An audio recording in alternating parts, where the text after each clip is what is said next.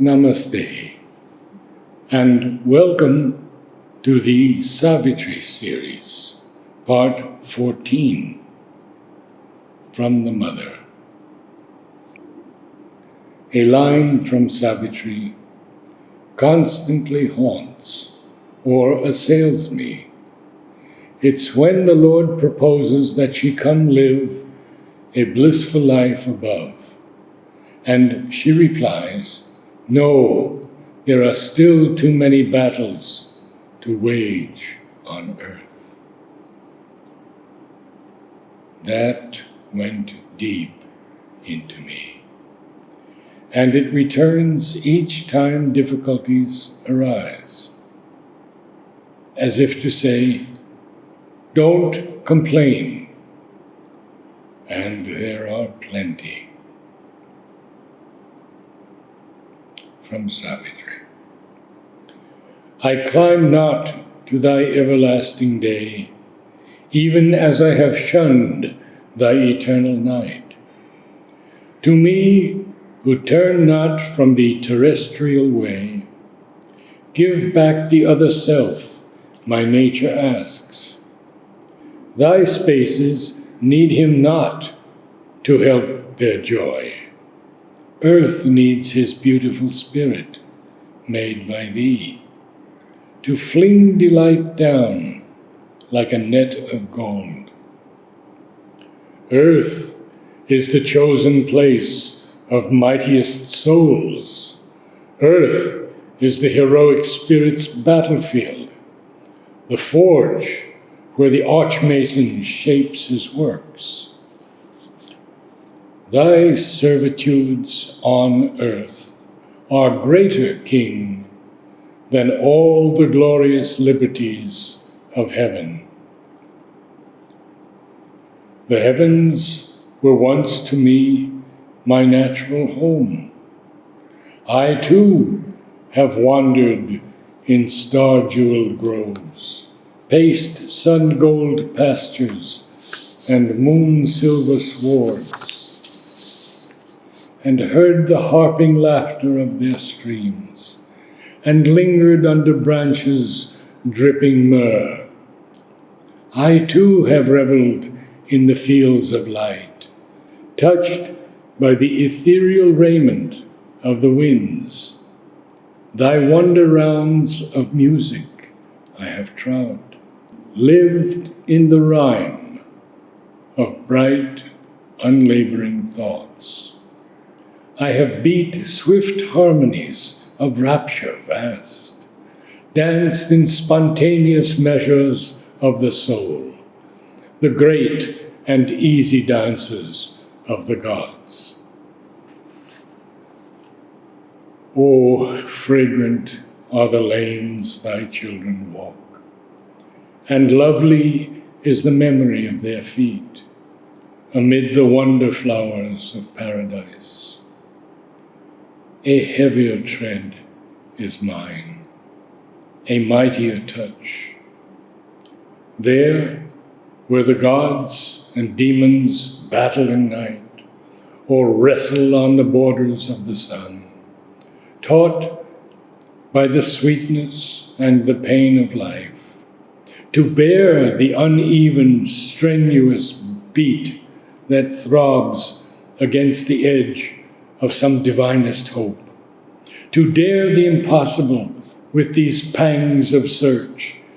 In me, the spirit of immortal love stretches its arms out to embrace mankind. Too far thy heavens for me from suffering men. Imperfect is the joy not shared by all. Oh, to spread forth, oh, to encircle and seize more hearts till love in us has filled the world. O life, the life beneath the wheeling stars, for victory in the tournament with death, for bending of the fierce and difficult bow, for flashing of the splendid sword of God.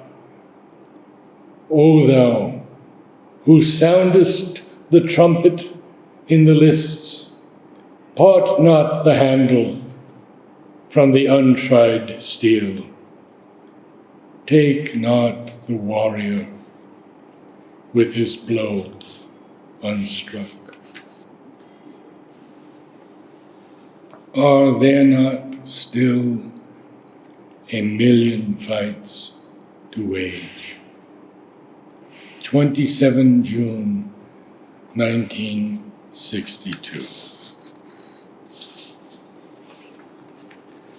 In the history of Earth, whenever there was a possibility for the consciousness to manifest, I was there.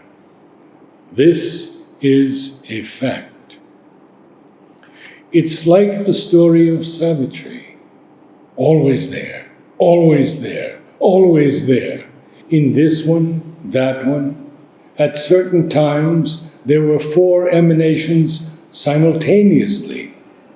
At the time of the Italian and French Renaissance, and again at the time of Christ. Then too, oh, I have remembered so many, many things. It would take volumes to tell it all. And then, more often than not always, but more often than not, what took part in this or that life was a particular yogic formation of the vital being.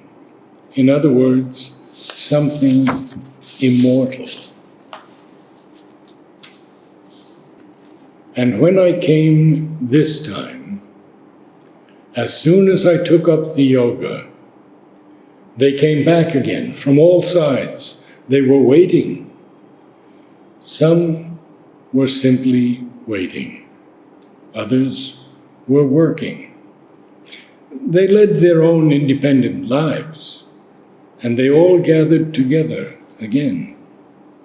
That's how I got these memories. One after the other, those vital beings came.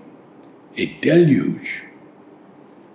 I had barely enough time to assimilate one, to see, situate, and integrate it, and another would come.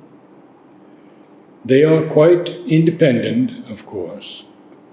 They do their own work, but they are very centralized, all the same. And there are all kinds, anything you can imagine. Some of them have even been in men. They are not exclusively feminine. At first, I used to think they were fantasies. Before I met Sri Aurobindo, they would come and come and come to me, night after night, and sometimes during the day, a mass of things. Afterwards, I told Sri Aurobindo about it, and he explained to me that it was quite natural. And indeed, it is quite natural. With the present incarnation of the Mahashakti, as he described it in Savitri, whatever is more or less bound up with her wants to take part. That's quite natural. And it's particularly true for the vital. There has always been a preoccupation with organizing, centralizing, developing, and unifying the vital forces and controlling them. But there's a considerable number of vital beings, each with its own particular ability, who have played their role in history and now return. But this one, the tall white being, is not of human origin. It was not formed in a human life. It is a being that had already incarnated and is one of those who presided over the formation of this present being, the Mother.